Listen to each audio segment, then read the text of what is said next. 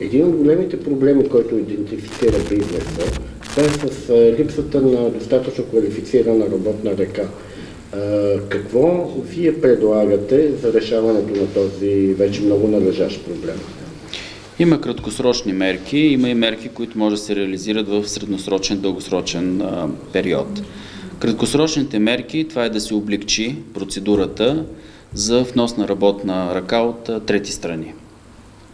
В тази връзка ние сме формулирали и в момента с срещи с представители на администрацията, даваме предложения в тая насока, като това, което може да ускори процедурата, това е интервютата пред консулските служби да се случват или онлайн, за да може това да компенсира липсата на кадри на място, или да се сформират специални екипи от Министерството на външните работи, които да се командироват в съответните държави, където има интерес за внос на работна ръка в България, за да може интервютата за тези работници да се провеждат в едни кратки срокове.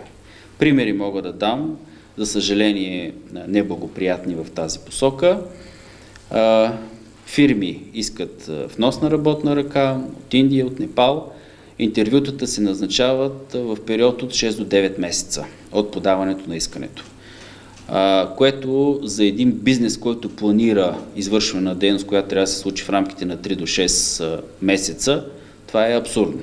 Не може да се реализира проекта.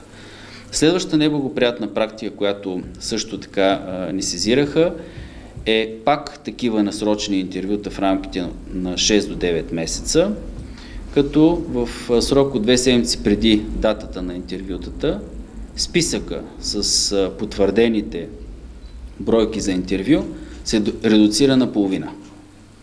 Тоест фирмата изчаква 6 месеца да бъдат интервюрани работниците в Индия и 2 седмици преди датата на интервюто администрацията редуцира списъка и бройката на тези, които ще минат интервю на половина.